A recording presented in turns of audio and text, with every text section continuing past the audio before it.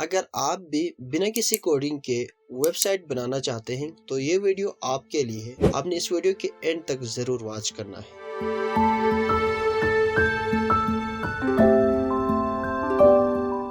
अस्सलाम वालेकुम, welcome to Noori services.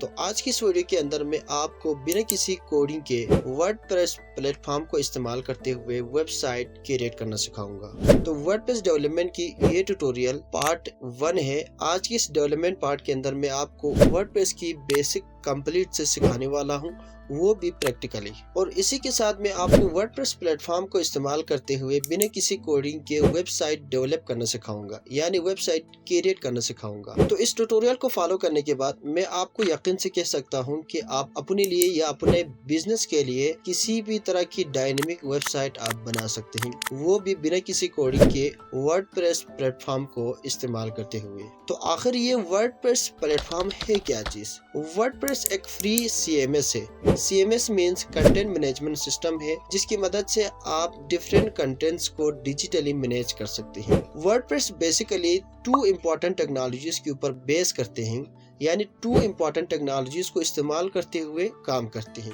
इसमें इस्तेमाल होता है PHP और दूसरा MySQL। PHP एक प्रोग्रामिंग लैंग्वेज है जिसकी मदद से वर्डप्रेस के अंदर हम डायनेमिक वेबसाइट बना सकते हैं, और MySQL एक डेटाबेस लैंग्वेज है जिसकी मदद से हम वर्डप्रेस के अंदर अपने डेटाबेस इस्तेमाल करते हैं, यानी अपने डेटा को स्टोर करने के लिए वर्डप्रेस MySQL टेक्नोलॉजी को यूज करते हैं।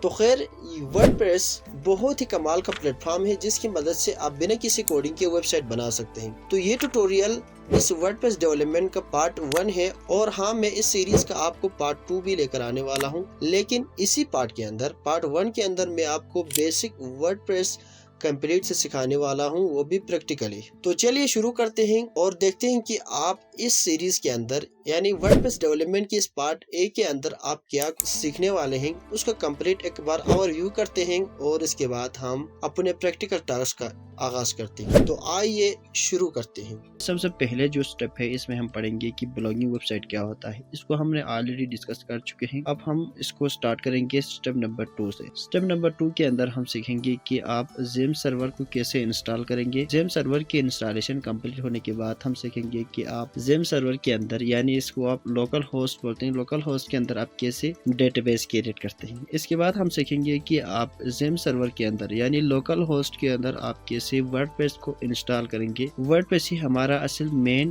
प्लेटफॉर्म है जिसकी मदद से हम बिना किसी कोडिंग के वेबसाइट बनाए जाएंगे। इसलिए हम उस लोकल होस्ट यानी जेम सर्वर के अंदर वर्डप्रेस को इंस्टॉल करना सिखाएंगे, वर्डप्रेस को इंस्टॉल करेंगे। वर्डप्रेस की इंस्टॉलेशन भी कंप्लीट होने के बाद हम वर्डप्रेस का डैशबोर्ड यानी बैकएंड के ओवरव्यू को देखेंगे, बैकएंड डैशबोर्ड को समझेंगे, क्योंकि हम अपने वेबसाइट के अंदर जो भी चीजें चेंजिंग करेंगे, यानी जो चीजें हम इंसर्ट करेंगे या जो एग्जिस्टिंग आइटम्स को अगर हम डिलीट करेंगे, तो ये सारी चीजें हम कंट्रोल कर सकते हैं हमारे वेबसाइट की डैशबोर्ड से या बैकएंड से। आप इसको बैकएंड भी कह सकते हैं या डैशबोर्ड भी कह सकते हैं। इसके बाद जो हमारी वेबसाइट डेवलपमेंट का सबसे मेन इंपॉर्टेंट स्टेप, थीम और प्लगइन को कैसे इंस्टॉल करेंगे, हम वो सीखेंगे। तो थीम और प्लगइन होती क्या है, इसको हम इंस्टॉल करते वक्त आपको कंप्लीट बता देंगे। थीम में हम इस्तेमाल करेंगे एस्ट्रा थीम, और प्लगइन के अंदर हम बहुत ही पॉपुलर पेज बिल्डर प्लगइन को इस्तेमाल करेंगे, वो है एलिमेंटर, और एलिमेंटर एड ऑन प्लगइन को हम इस्तेमाल करेंगे। थीम और प्लगइन के इंस्टॉलेशन कंप्लीट होने के बाद हम आपको सिखाएंगे कि आप अपने वेबसाइट के अंदर कैसे पेजेस क्रिएट कर सकते हैं। इसमें हम क्रिएट करना सिखाएंगे होम पेज,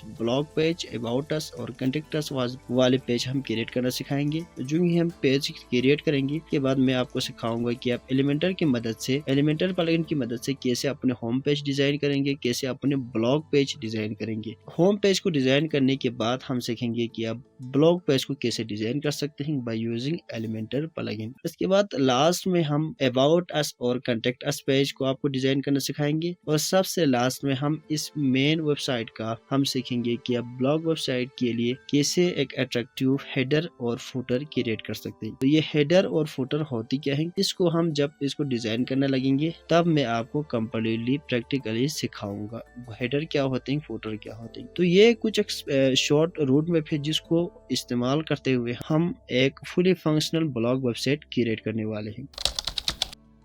तो ब्लॉगिंग वेबसाइट बनाने के लिए हमने जो रोड मैप आपको दिखाया था, तो उसी रोड मैप को इस्तेमाल करते हुए हम अपने वेबसाइट डेवलपमेंट का प्रैक्टिकल टास्क शुरू करते हैं। तो आज हम सीखने वाले हैं ज़ेम सर्वर को कैसे इंस्टॉल करेंगे। ज़ेम सर्वर का इंस्टॉलेशन बहुत ही सिंपल है। इसको जस्ट आपने डाउनलोड करना है और डबल क्लिक करके आप वहां से नेक्स्ट करते हुए उसको डायरेक्ट इंस्टॉल कर सकते हैं।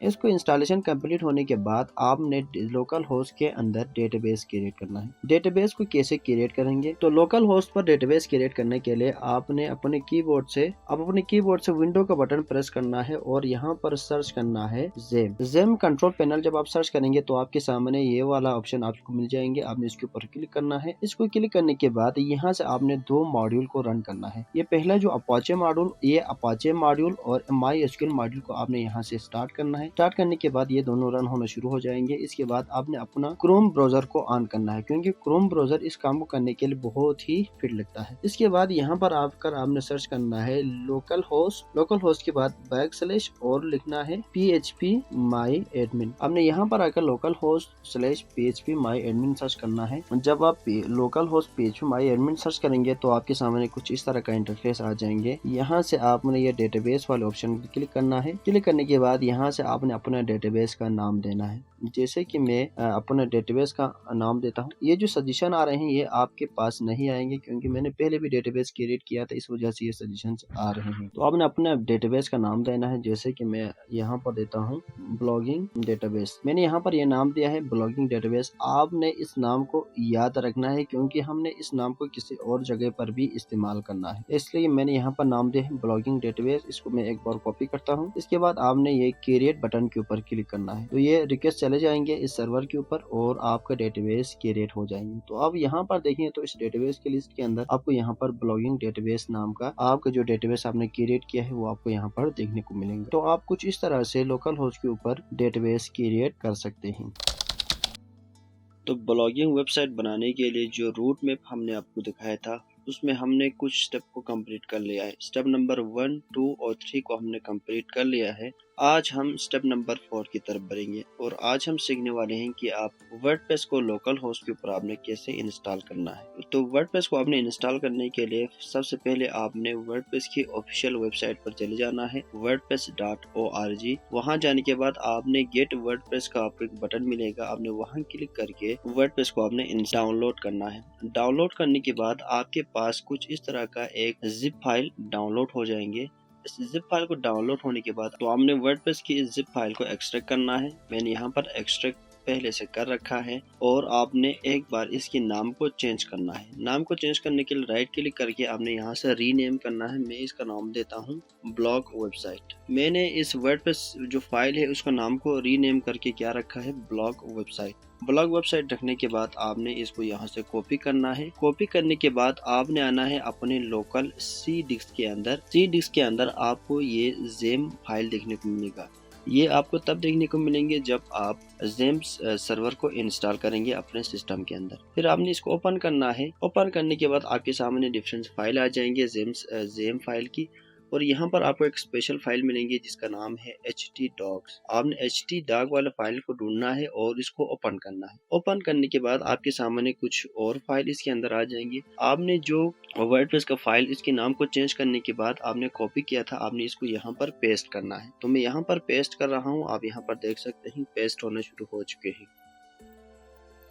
तो अगर आप यहाँ पर देखें तो हमने जो ब्लॉग वेबसाइट यानी जो वर्डप्रेस का फाइल है इसको कॉपी करके यहाँ पर पेस्ट कर लिया है। अब आपने अपने कीबोर्ड से विंडो का बटन प्रेस करना है और आपने यहाँ पर सर्च करना है ज़ेम कंट्रोल पैनल। आपने सर्च करना है और इसको ओपन करना है। ओपन करने के बाद आपने यहाँ से जो पहले और दूसरा वाला मॉड्यूल है इन दोनों को रन करना है। अपाचे मॉड्यूल और MySQL मॉड्यूल को आपने यहाँ से रन करना है। इन दोनों मॉड्यूल को रन करने के बाद आपने अपने गूगल क्रोम को ऑन करना है। गूगल क्रोम को ऑन करने के बाद आपने यहाँ पर आकर सर्च करना है लोकल होस्ट के बाद आपने इस स्लैश वाला स्लैश लगाना है। स्लैश लगाने के बाद आपने फाइल का नाम जो भी रखा था आपने वो देना है। जैसे कि हमने रखा था ब्लॉग वेबसाइट। लोकल होस्ट के बाद आपने ये फॉरवर्ड वाला स्लैश और इसके बाद अपने फाइल का नाम जो रखा था वही देना है। जैसे कि हमने दिया था फाइल का नाम ब्लॉग वेबसाइट। हमने फिर इसको सर्च करना है। सर्च करने के बाद फर्स्ट टाइम जब आप इस लोकल होस्ट को रन करेंगे तो थोड़ी बहुत टाइम लेता है। लोड होने के बाद आपके पास कुछ इस तरह का इंटरफेस आ जाएंगे। Welcome to WordPress, before going to start you will need to know following item. यहाँ पर आपको वर्डप्रेस का वेलकम मैसेज तो आ गया है। अब आपसे कह रहे हैं कि आपको कुछ ये क्राइटेरिया है इसको फुलफिल करना है, फिर आप आगे जाकर वर्डप्रेस को इंस्टॉल कर सकते हैं। इसके लिए आपने लेट्स गो बटन के ऊपर क्लिक करना है। जो ही आप क्लिक करेंगे आपके सामने ये वाला फॉर्म आ जाएंगे, आपने इसको केयरफुली फिल करना है। तो यहाँ पर जो फॉर्म का पहला फील्ड है इसमें आपने अपना डेटाबेस का नाम देना है। डेटाबेस क्रिएट करते हुए आपने जो भी नाम रखा था डेटाबेस का नाम, आपने उस नाम को यहाँ पर जिस तरह वहाँ पे रखा था आपने उसी नाम को ही यहाँ पर डाल देना है। जैसे कि हमने रखा था ब्लॉगिंग डेटाबेस, हमने उस नाम को रखा था ब्लॉगिंग डेटाबेस, आपने उसी नाम को जिस तरह से रखा है आपने उसी नाम को यहाँ पर डाल देना है। इसके बाद आपने यूज़र नेम देना है। यूज़र नेम के अंदर आपने लिखना है रूट लिखने के बाद पासवर्ड में आपने कुछ भी नहीं लिखना है, आपने इसको ऐसे रखना है। और बाकी जो डेटाबेस होस्ट और टेबल प्रीफिक्स इन दोनों को भी आपने ऐसे छोड़ना है जिस तरह से थे। ऐसे एज इट इज रखने के बाद आपने सबमिट बटन के ऊपर क्लिक करेंगे तो आपका वर्डप्रेस लोकल होस्ट के ऊपर इंस्टॉल होने के लिए तैयार हो जाएंगे। इसके बाद आपने रन द इंस्टॉलेशन के ऊपर क्लिक करना है तो आपका वर्डप्रेस इंस्टॉलेशन की तरफ चले जाएंगे। फिर आपने यहाँ से इस फॉर्म को फिल करना है। फिल करते वक्त आपने अपने साइट का टाइटल देना है। आपको वेबसाइट का नाम जो भी हो आपने वही देना है। जैसे कि मैं यहाँ पर देता हूँ स्किल अप, मेरे एक वेबसाइट का नाम होगा। इसके लिए मैंने साइट टाइटल में अपने वेबसाइट का नाम देना है। इसके बाद आपने यूजर नेम के अंदर अपना एक यूजर नेम देना है, उसको आप याद रख सके। बाद में आपने डैशबोर्ड के अंदर लॉगिन होने के लिए आपने इस यूजर नेम का इस्तेमाल करना है, इसलिए आपने अपने लिए एक यूनिक नाम रखना है यूजर नेम। जैसे कि मैं यहाँ पर एडमिन रखता हूँ। एडमिन रखने के बाद मैं इस पासवर्ड को भी अपने आसानी के लिए एडमिन ही रख देता हूँ। अभी हम लोकल होस्ट पे हैं इसलिए मैं इस पासवर्ड को भी बहुत वीक पासवर्ड रख रहा हूँ। जब आप लाइव जाकर वेबसाइट को बिल्ड कर रहे हो तो इस टाइम आपने एक स्ट्रॉन्ग पासवर्ड रखना है, अदरवाइज आपका वेबसाइट हैक हो सकते हैं। इसके लिए आपने यहाँ पर एक स्ट्रॉन्ग पासवर्ड देना है। मैं जस्ट अपनी आसानी के लिए यहाँ पर मैं एडमिन ही रख रहा हूँ क्योंकि मैं लोकल होस्ट भी हूँ, इसलिए मुझे यहाँ पर अभी तक कोई सिक्योरिटी का मसला नहीं है। इसके बाद जब आप वीक पासवर्ड देते हैं तो आपने यहाँ पर इसको कंफर्म करना है और अपना ईमेल देना है। ईमेल देने के बाद आपने इंस्टॉल वर्डप्रेस के ऊपर क्लिक करना है। जो ही आप इंस्टॉल वर्डप्रेस बटन के ऊपर क्लिक करेंगे आपका वर्डप्रेस सक्सेसफुली इंस्टॉल हो जाएंगे। अब यहाँ पर देख सकते हैं सक्सेस हो चुके हैं, हमने वर्डप्रेस को लोकल होस्ट के ऊपर सक्सेसफुली इंस्टॉल कर लिया है। फिर यहाँ पर आपको यूजर नेम आते हैं और पासवर्ड आपको यहाँ पर हाइड होते हैं। फिर यहाँ से आपने इस लॉगिन बटन के ऊपर क्लिक करके आप अपने वर्डप्रेस की डैशबोर्ड के अंदर लॉगिन हो सकते हैं। तो ब्लॉगिंग वेबसाइट बनाने के लिए जो रोड मैप हम फॉलो कर रहे थे उसमें हमने फर्स्ट 4 स्टेप को हमने कंप्लीट कर लिया है। आज हम स्टेप नंबर 5 को सीखेंगे। तो स्टेप नंबर 5 है बैकएंड और डैशबोर्ड ओवरव्यू। आज हम वर्डप्रेस के डैशबोर्ड को समझेंगे, डैशबोर्ड को कैसे एक्सेस करेंगे और डैशबोर्ड पे हमें क्या कुछ कंट्रोल मिलता है, ये सारी चीजें हम वन बाय वन देखते हैं। तो इसके लिए आपने फिर से ज़ेम कंट्रोल पैनल को रन करना है। ज़ेम कंट्रोल पैनल को रन करने के बाद आपने आना है गूगल क्रोम को ऑन करना है। गूगल क्रोम को ऑन करके आपने गूगल क्रोम को ऑन करने के बाद आपने सर्च करना है लोकल होस्ट, इसके बाद स्लैश और फिर अपने वेबसाइट का जो नाम है आपने वो देना। जैसे कि हमने रखा था ब्लॉग वेबसाइट। ब्लॉग वेबसाइट लिखने के बाद आपने फिर से स्लैश लिखना है और आपने लिखना है wp/admin। Make sure local host को रन करने के लिए आपने ज़ेम कंट्रोल पैनल को आपने रन करके रखना है। इसके बाद आपके सामने कुछ इस तरह का इंटरफेस आ जाएंगे। फिर आपने यहाँ से अपना यूजर नेम देना है। वर्डप्रेस को इंस्टॉल करते वक्त आपने जो यूजर नेम इस्तेमाल किया था आपने वो देना है। जैसे कि मैंने वहां पर रखा था एडमिन। फिर आपने इसी के साथ वर्डप्रेस को इंस्टॉल करते हुए जो पासवर्ड रखे थे आपने उस पासवर्ड को यहाँ पर डाल देना है। जैसे कि मैंने पासवर्ड भी रखा था एडमिन। आपने जो कुछ रखा है आपने उसको यहाँ पर फिल करना है। इसके बाद आपने लॉगिन बटन के ऊपर क्लिक करना है। जो ही आप यहाँ पर लॉगिन करेंगे तो आपके सामने वर्डप्रेस का जो डैशबोर्ड है वो ओपन हो जाएंगे। ये है वो वर्डप्रेस का बैकएंड या डैशबोर्ड जिसके बारे में अभी हमने कंप्लीट देखना है। तो इसको कहते हैं वर्डप्रेस का डैशबोर्ड। यहाँ पर वर्डप्रेस का वेलकम मैसेज भी है और यहाँ पर आप देख सकते हैं हमने वर्डप्रेस का जो लेटेस्ट वर्जन 6.4.3 को हमने यहाँ पर इंस्टॉल कर लिए हैं। तो यहाँ पर इस मेन एरिया में आपको कुछ मेन इंफॉर्मेशन देखने को मिलते हैं। ये ज्यादा इम्पोर्टेंट नहीं है, लेकिन जो इम्पोर्टेंट है हम उसको डिस्कस करेंगे। इम्पोर्टेंट चीज के अंदर यहाँ पर ऊपर कुछ टॉप जो बार के अंदर कुछ ऑप्शन है और यहाँ पर इस लेफ्ट साइड के अंदर कुछ मेनू बार है और कोलैप्स मेनू है। आप इस मेन्यू को यहाँ पर क्लिक करके कोलैप्स कर सकते हैं और यहाँ पर क्लिक करके आप इसको ओपन भी कर सकते हैं। तो हमने यहाँ पर एक सिंपल से वेबसाइट हमने क्रिएट कर लिए है। यहाँ पर हमने जो वेबसाइट का नाम दिया था साइट टाइटल में हमने जो दिया था, जैसे कि मैंने रखा था स्किल अप, वो आपको यहाँ पर देखने को मिलेगा। यानी आपकी वेबसाइट का नाम आपको यहाँ पर देखने को मिलेगा। अब यहाँ पर जब माउस हावर करेंगे, यानी आप माउस यहाँ पर इस होम के ऊपर लेकर आएंगे तो यहाँ पर आपको विजिट साइट का ऑप्शन देखने को मिलेंगे। आपने इसके ऊपर जब क्लिक करेंगे तो आपका वेबसाइट जिस तरह से बनाया है आपको वो देखने को मिलेगा। जैसे कि आप यहाँ पर देख सकते हैं हमने ये सिंपल वेबसाइट क्रिएट कर ली है, वो भी बिना किसी कोडिंग के हमने ये कंप्लीट वेबसाइट हमने क्रिएट कर लिया है। अभी आप इस वेबसाइट को जो लुक देखेंगे तो ये बहुत ही सिंपल है। कुछ हेडिंग है, बटन है और नीचे फुटर भी है। ये सारी चीजें हमने बिना किसी कोडिंग के यहाँ पर ये सारे जो लेआउट है हमने बिना किसी कोडिंग के तैयार कर लिया है। तो यहाँ पर कुछ लेफ्ट साइड में मेन्यू है, हम इसको देखते हैं। यहाँ पर आपको वर्डप्रेस की डैशबोर्ड है। डैशबोर्ड के अंदर अभी हम डैशबोर्ड के होम सेक्शन में है और यहाँ पर आपको एक और ऑप्शन मिलेगा अपडेट। इसमें वर्डप्रेस की इस वेबसाइट से रिलेटेड जो कुछ अपडेट, थीम अपडेट करना हो, प्लगइन अपडेट करना हो या इवन की वर्डप्रेस को अपडेट करना हो, वो सारे अपडेट वाले जो न्यूज है आपको यहाँ पर देखने को मिलेंगे। इसके बाद यहाँ पर एक ऑप्शन है पोस्ट। पोस्ट के इस ऑप्शन को इस्तेमाल करते हुए आप अपने वेबसाइट के अंदर डिफरेंट किस्म की ब्लॉग पोस्ट पब्लिश कर सकते हैं। तो पोस्ट के टैग वगैरह लिख सकते हैं, कैटेगरी आप मेंशन कर सकते हैं। पोस्ट से रिलेटेड सारे चीजें आप इस पोस्ट मेन्यू को इस्तेमाल करते हुए करेंगे। इसके बाद यहाँ पर एक मीडिया का फाइल है। मीडिया के इस ऑप्शन को आप इस्तेमाल करते हुए अपने वेबसाइट के अंदर मीडिया से रिलेटेड ऑडियो, वीडियो, पीडीएफ और भी अलग किस्म के जो मीडिया फाइल्स है आप इसको वर्डप्रेस की डैशबोर्ड के अंदर स्टोर करके रख सकते हैं, इस्तेमाल कर सकते हैं। ये एक लाइब्रेरी की तरफ काम करती है जिसमें आपकी सारे मीडिया से रिलेटेड फाइल होते हैं। और पेजेस, इस ऑप्शन को इस्तेमाल करके हम वेबसाइट के अंदर डिफरेंट पेजेस क्रिएट कर सकते हैं। और कमेंट की इस सेक्शन को हम इस्तेमाल करते हैं अपने कमेंट्स को अप्रूव करने के लिए। जब आपकी वेबसाइट के अंदर किसी भी पोस्ट पर जब कोई यूजर कमेंट करते हैं तो आप उस कमेंट को अप्रूव कर सकते हैं इस पोस्ट ऑप्शन को इस्तेमाल करते हुए।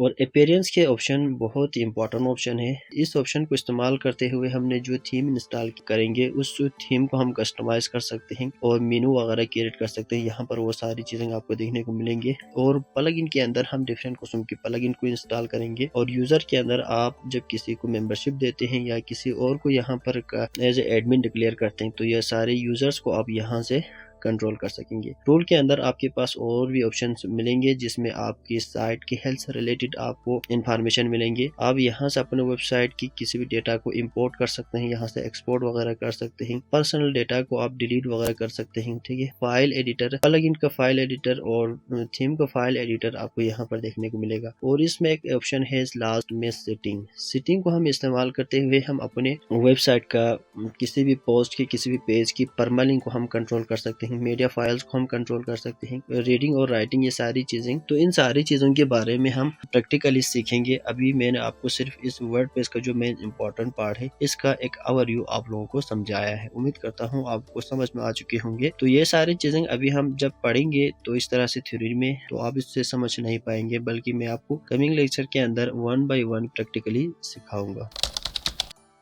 तो WordPress blogging website development course की आज की इस लेक्चर के अंदर हम सीखने वाले हैं कि आप थीम और प्लगइन को कैसे इंस्टॉल करेंगे। उसके लिए सबसे पहले आपने अपने वेबसाइट के डैशबोर्ड में आना है। डैशबोर्ड में आने के बाद यहाँ पर इस मेनू लिस्ट के अंदर आपके पास एक ऑप्शन है अपीयरेंस। अपीयरेंस के अंदर 2 ऑप्शन है, थीम्स एंड एडिटर। आपने थीम के ऊपर क्लिक करना है। थीम के ऊपर क्लिक करने के बाद आपके सामने ये 3 थीम ऑलरेडी यहाँ पर मौजूद होंगे। इनमें से इस थीम को यहाँ पर एक्टिवेट भी किया हुआ है, लेकिन इन दोनों थीम को इंस्टॉल इंस्टॉल किया हुआ है लेकिन एक्टिवेट नहीं किया हुआ है, वो आपको कैसे पता चलेंगे। अब यहाँ पर देख सकते हैं यहाँ पर एक्टिवेट का बटन आ रहे हैं, इस थीम के ऊपर भी यहाँ पर एक्टिवेट का बटन आ रहे हैं। इसका मतलब ये दोनों थीम इस वर्डप्रेस के ऊपर इंस्टॉल है लेकिन एक्टिवेट नहीं है। लेकिन ये एक्टिवेट भी है क्योंकि यहाँ पर एक्टिवेट का बटन नहीं आ रहे हैं, सिर्फ कस्टमाइज का बटन आ रहे हैं। इसका मतलब ये है कि ये थीम यहाँ पर इंस्टॉल भी है। न्यू थीम को इंस्टॉल करने के लिए आपने यहाँ से ऐड न्यू थीम के ऊपर क्लिक करना है। न्यू थीम के ऊपर क्लिक करने के बाद यहाँ पर आपको थीम की पूरा लिस्ट देखने को मिलेंगे। यहाँ पर सर्च थीम के अंदर आप क्लिक करके किसी भी तरह की थीम को आप सर्च कर सकते हैं। एक तरीका ये है, आप यहाँ से सर्च करने के बाद आपको थीम नजर आएंगे, आपने उस थीम को यहाँ पर इंस्टॉल का बटन देखने को मिलेगा, आपने उसके ऊपर क्लिक करना है। इंस्टॉल कंप्लीट होने के बाद इंस्टॉल बटन की जगह एक एक्टिवेट का बटन आ जाएंगे, आपने एक्टिवेट बटन के ऊपर क्लिक करके उसको एक्टिव करना है। जो थीम को इंस्टॉल करने का जो दूसरा तरीका ये है, आपने यहाँ से अपलोड थीम के ऊपर क्लिक करना है। इसके बाद आपने यहाँ पर चूज फाइल के ऊपर क्लिक करना है। इससे आप अपने थीम जहाँ पर इंस्टॉल किया हुआ है वहां से आप उस थीम को सेलेक्ट कर सकते हैं। तो मैंने यहाँ पर एक्स्ट्रा थीम पहले से डाउनलोड कर रखा है, मैं इसको यहाँ से जस्ट सेलेक्ट करूंगा और यहाँ से ओपन करूंगा। इसके बाद यहाँ पर इंस्टॉल नाउ का बटन आएंगे, इसके ऊपर क्लिक करेंगे तो ये थीम यहाँ पर इंस्टॉल होना शुरू हो जाएंगे। तो अब यहाँ पर देख सकते हैं थीम इंस्टॉल हो रहे हैं। तो थीम इंस्टॉल हो चुके हैं। यहाँ पर अगर आप देखो तो थीम इंस्टॉल सक्सेसफुली किया रहे हैं। उसके बाद यहाँ पर एक्टिवेट का बटन है, इसके ऊपर क्लिक करके आप हम इस थीम को यहाँ पर एक्टिवेट भी करना चाहते हैं। तो अब यहाँ पर देख सकते हैं न्यू थीम हमने यहाँ पर एक्टिवेट कर लिया है। थीम को इंस्टॉल करने से पहले हमारे वेबसाइट का जो लुक थे कुछ इस तरह से आ रहे थे। आप यहाँ पर देख सकते हैं कुछ इस तरह के आपको इंटरफेस देखने को मिलते थे। ये एक्स्ट्रा थीम को एक्टिवेट करने से पहले। एक्स्ट्रा थीम को एक्टिवेट करने के बाद हमारे वेबसाइट का जो लुक है वो आपको कुछ इस तरह से देखने को मिलेगा। कुछ इस तरह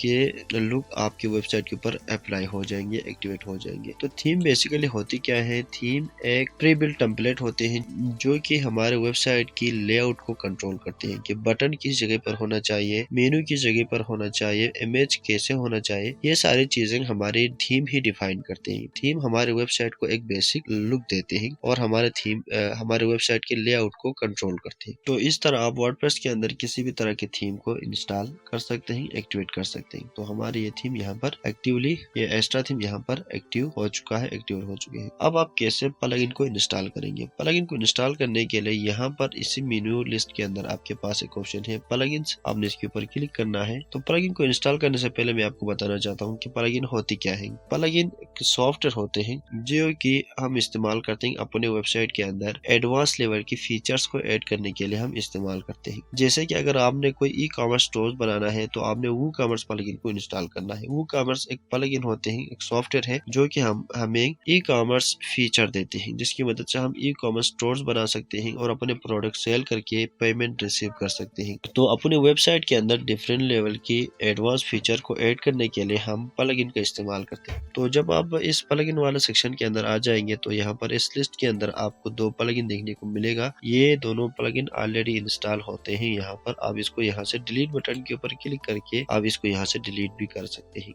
इसके बाद न्यू प्लगइन को ऐड करने के लिए आपने यहाँ से ऐड न्यू प्लगइन के ऊपर क्लिक करना है, ये बटन है। इस बटन के ऊपर क्लिक करने के बाद यहाँ पर आपको प्लगइन, डिफरेंट प्लगइन देखने को मिलेंगे। एक तरीका ये है प्लगइन को इंस्टॉल करने के लिए। प्लगइन को इंस्टॉल करने के एक तरीका ये है कि आपने यहाँ से सर्च प्लगइन के ऊपर क्लिक करके प्लगइन को सर्च करना है। सर्च करने के बाद आपको यहाँ पर पूरा रिजल्ट देखने को मिलेंगे। आप यहाँ से इंस्टॉल बटन के ऊपर क्लिक करना है। इसके बाद आपने इसको भी एक्टिवेट करना है। जो दूसरा तरीका ये है प्लगइन को इंस्टॉल करने के, आपने अपलोड प्लगइन बटन के ऊपर क्लिक करना है। यहाँ से चूज फाइल के ऊपर क्लिक करके आपने प्लगइन को यहाँ से सेलेक्ट करना है। जैसे कि मैंने यहाँ पर एक प्लगइन डाउनलोड कर रखा है एलिमेंटर, हम इसको यहाँ से ओके करते हैं और यहाँ से इसको इंस्टॉल करते हैं। इंस्टॉल करने के बाद आपने उसको जरूर एक्टिवेट भी करना है ताकि ये प्रॉपरली फंक्शनल हो जाए। तो अब यहाँ पर देख सकते हैं प्लगइन भी यहाँ पर सक्सेसफुली इंस्टॉल हो चुके हैं। अब हम इसको एक्टिवेट करेंगे। एक्टिवेट करने के लिए आपने एक्टिवेट बटन के ऊपर क्लिक करना है। तो अब यहाँ पर देख सकते हैं हमने जो प्लगइन इंस्टॉल किया था, एक्टिवेट किया था, वो यहाँ पर एक्टिवेट भी हो चुके हैं। अब यहाँ पर देख सकते हैं प्लगइन एक्टिवेटेड। तो ये है वो प्लगइन जिसको हमने अभी एक्टिवेट किया था। एलिमेंटर एक ऐसे पॉपुलर पेज बिल्डर प्लगइन है जिसकी मदद से आप ड्रैग एंड ड्रॉप तरीके से, ड्रैग एंड ड्रॉप अप्रोच को इस्तेमाल करते हुए वेबसाइट क्रिएट कर सकते हैं। वेबसाइट के पेज को आप रेस्पॉन्सिव पेजेस आप क्रिएट कर सकते हैं। यहाँ पर इसके डिस्क्रिप्शन में ही आपको लिखकर देखने को मिलेगा, the Elementor website builder has it all drag and drop page builder, pixel perfect design, mobile expensive editing and more, get start now. तो इसकी मदद से आप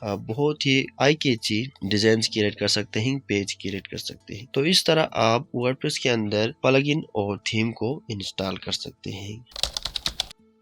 तो वर्डप्रेस के अंदर ब्लॉगिंग वेबसाइट बनाने के लिए जो रूट मैप हम फॉलो कर रहे थे, उसमें आज हम पढ़ेंगे स्टेप नंबर 7। स्टेप नंबर 7 ये है कि आप पेजेस कैसे क्रिएट करते हैं। इसमें हम सीखेंगे home page, blog page, about us, contact us, wall page create करना सिखाएंगे। उसके लिए आपने अपने वेबसाइट के डैशबोर्ड में आना है। डैशबोर्ड में आने के बाद आपको इस मेन्यू लिस्ट के अंदर यहाँ पर एक ऑप्शन देखने को मिलेगा, पेजेस। आपने इस पेजेस के ऊपर क्लिक करना है। पेजेस के ऊपर क्लिक करने के बाद आप यहाँ पर देख सकते हैं इस लिस्ट के अंदर आपके पास 2 पेजेस ऑलरेडी मौजूद है। एक है प्राइवेसी पॉलिसी, ये ड्रॉप में है, और एक सिंपल पेज ये पब्लिश भी कर लिया है। इन पेजेस को आप यहाँ से रिमूव कर सकते हैं। रिमूव कैसे करना है, इसके लिए आपने यहाँ पर ट्रैश के ऊपर क्लिक करना है। ट्रैश के ऊपर क्लिक करते हुए ये डिलीट हो जाएंगे। तो मैं इसको भी यहाँ से रिमूव करना चाह रहा हूँ। तो हमने जो एग्जिस्टिंग पेज थे, जो सिंपल पेज थे, इसको हमने डिलीट कर लिया है। अब हम यहाँ पर न्यू पेज क्रिएट करेंगे। न्यू पेज क्रिएट करने के लिए यहाँ पर आपके पास ऊपर एक बटन है, एड न्यू पेज। आपने इसके ऊपर क्लिक करना है। इसके ऊपर क्लिक करने के बाद आपके सामने कुछ इस तरह का इंटरफेस ऑन हो जाएंगे। आपने यहाँ से सबसे पहले अपने पेज का टाइटल ऐड करना है। ऐड टाइटल का मतलब ये है आपने अपने पेज का नाम देना है। जैसे कि मैं यहाँ पर देता हूँ होम पेज। होम पेज को आपने लिखने के बाद जस्ट आपने यहाँ से और कुछ नहीं करना है, यहाँ से डायरेक्ट पब्लिश बटन के ऊपर क्लिक करना है। तो ये पेज यहाँ से पब्लिश हो जाएंगे। तो अब यहाँ पर देख सकते हैं पेज पब्लिश हो चुके हैं। आप इस व्यू बटन के ऊपर क्लिक करके हमारे इस पेज के ऊपर आप विजिट कर सकते हैं। तो ये है वो पेज जिसको हमने अभी क्रिएट कर लिया है। इसके बाद हम एक और न्यू पेज क्रिएट करते हैं। इसके लिए आपने दोबारा से बैक जाना है। बैक जाने के बाद यहाँ से एड न्यू पेज के ऊपर दोबारा क्लिक करना है। इसके बाद दोबारा आपने अपने पेज का टाइटल देना है। जैसे कि हमारा जो दूसरा पेज है वो है ब्लॉग पेज। इसके बाद इसको भी यहाँ से हम पब्लिश करते हैं। मैं इसी तरह यहाँ पर 3-4 पेज क्रिएट कर लेता हूँ।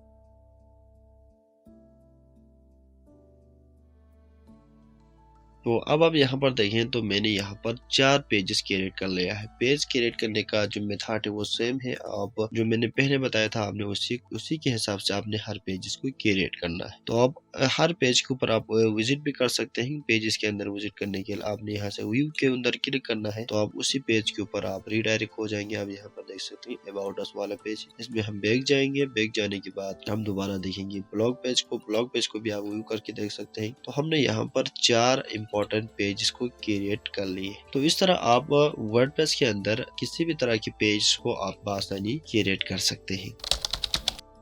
तो ब्लॉगिंग वेबसाइट डेवलपमेंट की सीरीज के अंदर हमने बहुत से इंपॉर्टेंट टास्क कंप्लीट कर लिए हैं और आज हम सीखने वाले हैं कि आप मेन्यू कैसे क्रिएट करते हैं। तो इसके लिए आपने अपने वेबसाइट के डैशबोर्ड के अंदर आना है। डैशबोर्ड के अंदर आने के बाद मैं मेन्यू क्रिएट करने से पहले आपको अपने वेबसाइट का विजिट कराना चाहता हूँ। वेबसाइट का विजिट करने के लिए आपको यहाँ पर अपने वेबसाइट का नाम देखने को मिलेगा। जब आप यहाँ पर माउस हावर करते हैं, यानी आप माउस यहाँ पर लेकर आते हैं, तो यहाँ पर आपको एक विजिट साइट का ऑप्शन देखने को मिलेंगे। ये जब माउस को हटाएंगे तो आपको देखने को नहीं मिलेगा। जब आप इसके ऊपर माउस लेकर जाएंगे तब आपको ये ऑप्शन देखने को मिलेंगे। आपने इसके ऊपर क्लिक करना है और यहाँ पर अगर आप देखें तो हमारे वेबसाइट लोड हो रहे हैं। तो ये है हमारा वो ब्लॉगिंग वेबसाइट जिसको हमने क्रिएट किया था। हमने जो जितने पेजेस क्रिएट किए थे वो आप यहाँ पर देख सकते हैं इस मेन्यू बार के अंदर आ चुके हैं। लेकिन ये अपने मर्जी से आया है। होम इधर आए हैं, कांटेक्ट अस इधर है, अबाउट इधर है, ब्लॉग इधर है। तो हम क्या करना चाहते हैं, एक प्रॉपर मेन्यू क्रिएट करना है इस तरह का जिसमें ये सारी चीजें एक वेल फॉर्मेट में आ जाए। अभी ये वेल फॉर्मेट में नहीं है। तो हमने कैसे करना है, तो हमने उसके लिए मेन्यू कैसे क्रिएट करना है। अब एक बात याद रखें, जो टॉप में हम मेन्यू क्रिएट करते हैं इसको हम हेडर मेन्यू कहते हैं। अगर यही मेन्यू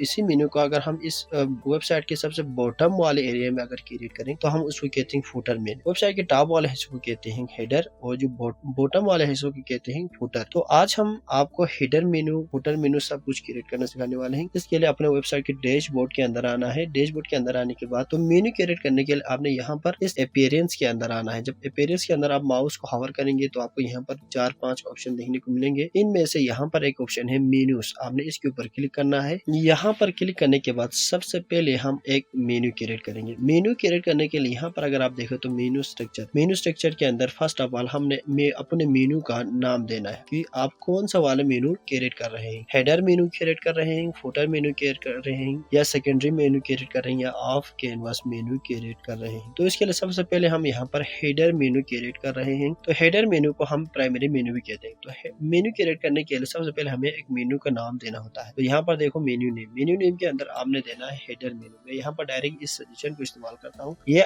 सजेशन आपके केस में नहीं आएगा अगर आप एक बिगनर हो। ये मैं इस्तेमाल कर रहा हूँ इसलिए यहाँ पर ये सजेशन मुझे आ चुके हैं। मैं इसको एक बार हटा के आपको दिखाना चाहता हूँ। तो आप ये देख सकते हैं। तो यहाँ पर ये 3-4 सजेशन मेरे को आ रहे हैं। तो इसका मतलब ये है कि मैं इसको इस्तेमाल कर रहा हूँ। आपके केस में ये नहीं आएगा। आप भी यही नाम दे सकते हैं या आप अपने आसानी के लिए एक आसान सा नाम रख सकते हैं इसके अंदर। तो मैंने अपने आसानी के लिए यहाँ पर हेडर मेन्यू रखा है। हेडर वर्ड को देखते ही मुझे पता चलेगा कि ये मेन्यू टॉप का जो मेन्यू है वो है। इसके बाद आपने मेन्यू की जो डिस्प्ले लोकेशन है आपने कहाँ पर देना है वो बताना है। ये थीम खुद आपको देते हैं। ये सारे वर्डप्रेस आपको ही क्रिएट करके देते हैं। इसके लिए आपने डिस्प्ले लोकेशन को सेलेक्ट करना है। Header menu means primary menu है। इसके लिए मैं इसको प्राइमरी मेन्यू सेलेक्ट करता हूँ। उसके बाद आपने नीचे ये क्रिएट मेन्यू के ऊपर आपने क्लिक करना है। तो इससे आपके यहाँ एक हेडर मेन्यू नाम का मेन्यू क्रिएट हो जाएंगे। तो अब यहाँ पर देख सकते हैं जो हमने मेन्यू क्रिएट किया है वो क्रिएट हो चुके हैं। अब हमने इस मेन्यू के अंदर आइटम्स सेट करना है। तो ये सारे देखो अगर आप यहाँ पर देखें ये सारे ये जो यहाँ पर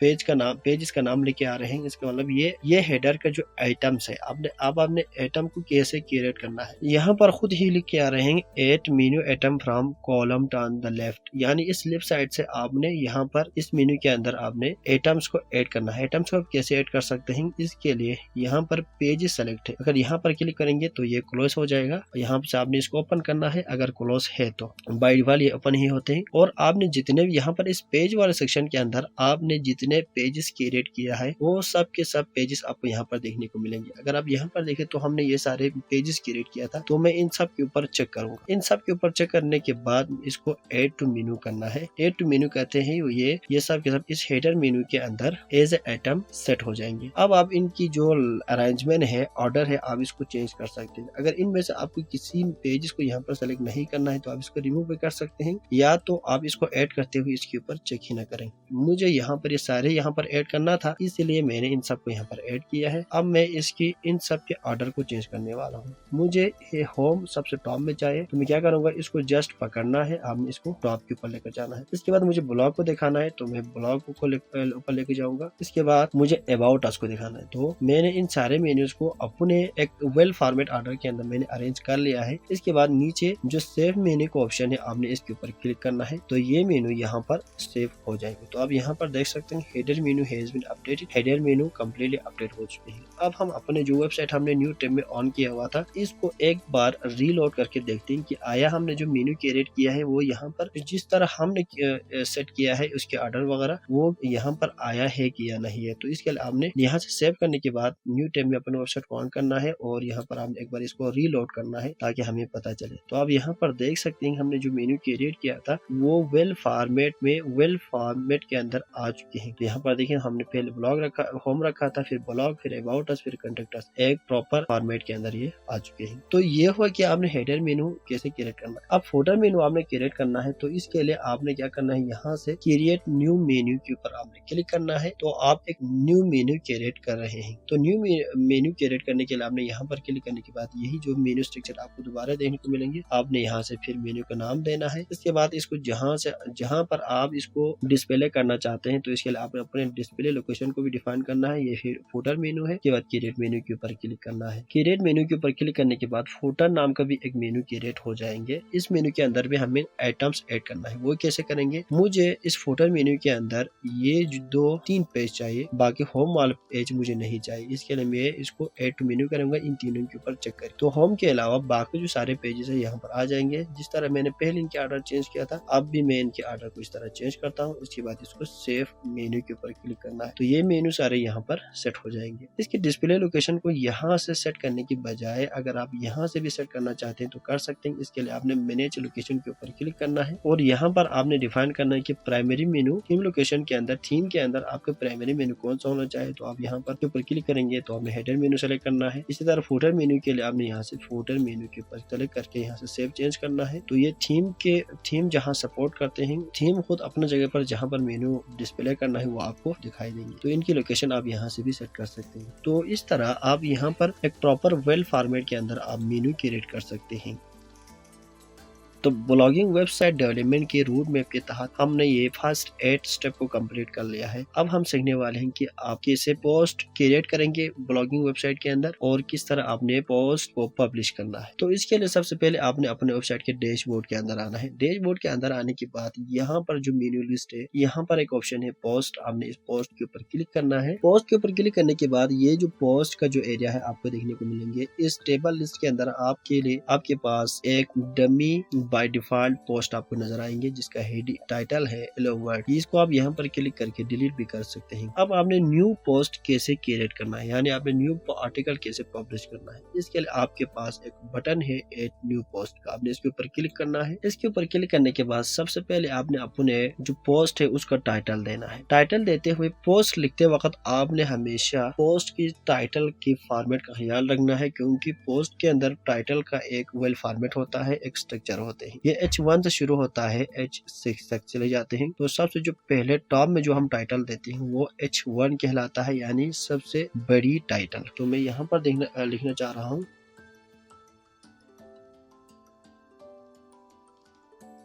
तो मैंने अपने ब्लॉग पोस्ट के लिए एक टाइटल लिख लिया है। अब आपने अपने जो पोस्ट का कंटेंट है आपने यहाँ पर क्लिक करके यहाँ पर लिखने शुरू करना। तो मैं यहाँ पर एक कुछ जो कंटेंट है उसको कॉपी करके यहाँ पर पेस्ट कर देता हूँ, जस्ट आपको समझाने के लिए। तो यहाँ पर आपने अपने पोस्ट का जो कंटेंट है वो लिखना है। इसके लिए मैं यहाँ पर मैंने कॉपी किया हुआ है, इसको एक बार पेस्ट करता हूँ। तो आप यहाँ पर देख सकते हैं मैंने जो अपने वेबसाइट के लिए पूरा एक कंटेंट यहाँ पर लिख लिए है। ठीक है, ये मेरा मेन है टाइटल है और ये सब टाइटल। इन टाइटल को आपने उनके पोजीशन के हिसाब से आपने इनको सेलेक्ट करना है। जब आप इसके ऊपर क्लिक करेंगे तो आपको यहाँ पर कुछ नजर नहीं आएगा, क्योंकि ये मेन टाइटल है, ये H1 में ही शुमार होते हैं। और नीचे जो जितने टाइटल आते हैं आपने उसको H2 H3 के अंदर रखना है। अभी ये जो टाइटल है अगर आप इसके ऊपर क्लिक करेंगे तो आपको ये जो टूल बार्स आपको देखने को मिलेंगे। यहाँ पर आगे देखो, यहाँ पर देखें तो यहाँ पर H3 लिखा हुआ है। आपने इसके ऊपर क्लिक करना है। क्लिक करने के बाद आपको ये H1 से लेके H6 तक देखने को मिलेंगे। आपने इसको H2 डिक्लेयर करना है, तो ये इससे थोड़ा छोटा हेडिंग बन जाएंगे। इस तरह नीचे अगर कोई सब हेडिंग है तो आपने इसको H3 के अंदर रखना है। जैसे कि अगर आप यहाँ देखें तो ये एक H2 है, आपको देख सकते हैं यहाँ पर ये H2 सेलेक्टेड है। अगर मैं इसके ऊपर क्लिक करूँ तो ये H3 है। तो इस तरह से आपने एक वेल फॉर्मेट के अंदर इसका स्ट्रक्चर का ख्याल रखना है। और इस पोस्ट को पब्लिश करने से पहले आप इसके अंदर इनके दरमियान इमेजेस भी ऐड कर सकते हैं। मुझे यहाँ पर इस पोस्ट के यहाँ पर मुझे एक इमेज चाहिए। इमेज को डिस्प्ले करने के लिए आपने जस्ट यहाँ पर माउस लेकर आना है, तो आपको ये एड ब्लॉक का ऑप्शन देखने को मिलेगा, प्लस वाला साइन देखने को मिलेगा। आपने इसके ऊपर क्लिक करना है। क्लिक करने के बाद यहाँ पर आपने सर्च करना है इमेज सर्च करते हैं। यहाँ पर ये इमेज का आइकन देखने को मिलेगा, आपने इसके ऊपर क्लिक करना है। क्लिक करते ही आप यहाँ पर 3 तरह से यहाँ पर इमेज को अपलोड कर सकते हैं। एक तो आप अपने सिस्टम से अपलोड कर सकते हैं, दूसरा मीडिया लाइब्रेरी के अंदर पहले से है तो आप वहां से उठा सकते हैं, या तो आप URL को इंसर्ट कर सकते हैं। मैं इसको डायरेक्टली अपलोड करने वाला हूँ। इसके लिए मैं अपलोड के ऊपर क्लिक करूंगा। अपलोड के ऊपर क्लिक करने के बाद आप अपने सिस्टम से यहाँ पर अपना इमेज सेलेक्ट करना है। मुझे यहाँ पर मैं एक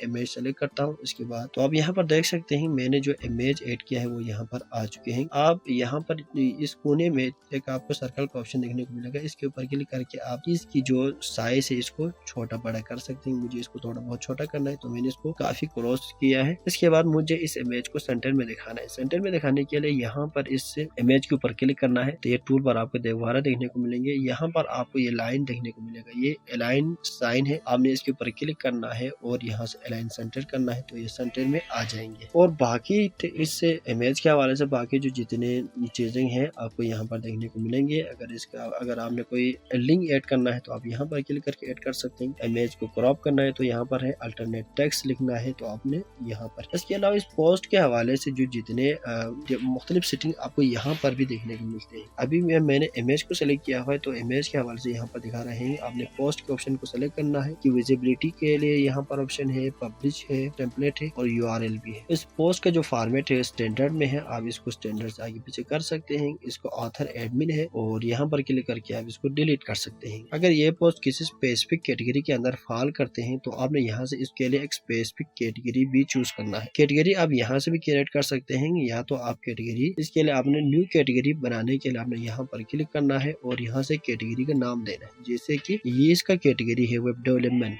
तो मैंने यहाँ यहाँ पर वेब डेवलपमेंट कैटेगरी का नाम लिख लिया है। इसके बाद ऐड न्यू कैटेगरी के ऊपर क्लिक करना है। तो इस कैटेगरी को यहाँ पर एक कैटेगरी, ये इस नाम का एक कैटेगरी यहाँ पर बन जाएंगे। तो इससे यहाँ पर एक इस नाम का कैटेगरी बन जाएंगे और ये सेलेक्ट भी हो जाएंगे। तो ये पोस्ट इस कैटेगरी के अंदर चले जाएंगे। अगर आपने और भी कैटेगरी क्रिएट करना है तो यहाँ पर क्रिएट कर सकते हैं। और इस पोस्ट के SEO के लिए आप यहाँ पर टैग भी दे सकते हैं। और अगर इस पोस्ट के लिए अगर आपने कोई फीचर इमेज ऐड करना है तो यहाँ पर क्लिक करके आप फीचर इमेज भी ऐड कर सकते हैं। तो मैं आपको फीचर इमेज ऐड करके दिखाना चाहता हूँ। तो अब मैं इसके ऊपर क्लिक करूंगा और सेलेक्ट फाइल के ऊपर क्लिक करके मैं एक और इमेज यहाँ पर सेलेक्ट करूंगा। तो मैंने एक डमी सा इमेज यहाँ पर ऐड कर लिए हैं।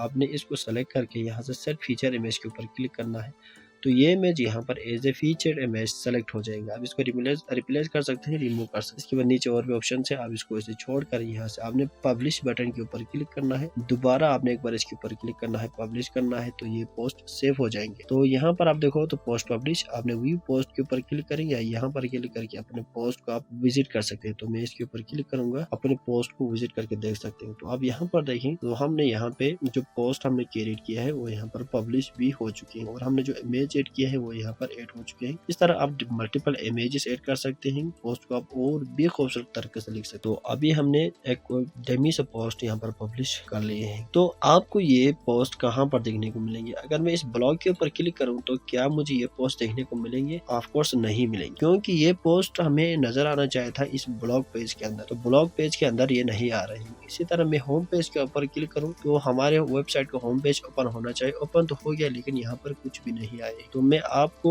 इस्तेमाल से सेटिंग की एक बहुत ही छोटी सेटिंग बताने वाला हूँ। आप इसकी मदद से आप इस ब्लॉग पेज के अंदर अपने जो आर्टिकल आपने पब्लिश किया है अभी उसको यहाँ पर आप देख सकते हैं। चलिए आपने अपने डैशबोर्ड के अंदर चले जाना है। दोबारा डैशबोर्ड के अंदर जाने के बाद यहाँ पर एक सेटिंग का ऑप्शन है। इसके अंदर यहाँ पर एक रीडिंग है, आपने इसके ऊपर क्लिक करना है। रीडिंग के अंदर जाने के बाद यहाँ per your home page display के अंदर आपने स्टैटिक पेज के ऊपर क्लिक करना है। यानी होम पेज को आपने होम को सेलेक्ट करना है। पोस्ट पेज के अंदर आपने ब्लॉग सेलेक्ट करना है। इसके बाद नीचे आके आपने सेव चेंज के ऊपर क्लिक करना है। तो इससे आपका होम पेज और जो ब्लॉग पेज है उसका जो लोकेशन चेंज हो जाएंगे। अभी हम जो अपने वेबसाइट के होम पेज पर अब बाय डिफॉल्ट ये पेज बन चुके हैं। अब मैं इस ब्लॉग के ऊपर क्लिक करूं तो आपको अपने वेबसाइट पर जो ब्लॉग आपने पब्लिश किया है वो आपको यहाँ पर देखने को मिलेंगे। तो अब यहाँ पर देख सकते हैं हमने एक सिंगल ब्लॉग पब्लिश कर लिया है। तो इस तरह आप अपने वेबसाइट के अंदर किसी भी तरह के पोस्ट को इस पोस्ट वाले ऑप्शन को इस्तेमाल करते हुए आप पब्लिश कर सकते हैं।